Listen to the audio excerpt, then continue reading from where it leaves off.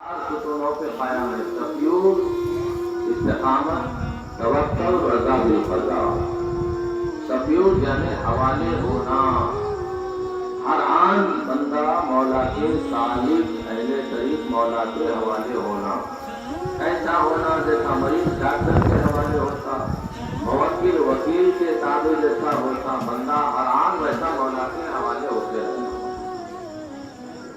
اللہ ہماری ظاہری حاجتوں کو آفاق سے پورا کر رہا ہے، ہمارے انفس کی حاجتوں کو اللہ تبارک و تعالیٰ، ہمارے اندر کی حاجتوں کو، انفس کی حاجتوں کو اللہ اپنی ذات سے پورا کر رہا ہے۔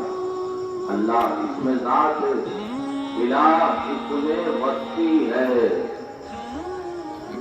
جب کبھی کوئی حاجت ہوئی اللہ کے حوالے کرنا، تفیور حوالے کر کے بیٹھنا، اتنا استقامت کے معنی اتنا اللہ تعالیٰ سے یہ فرمایا، قالوا ربنا الله ثم استقاموا تتنزل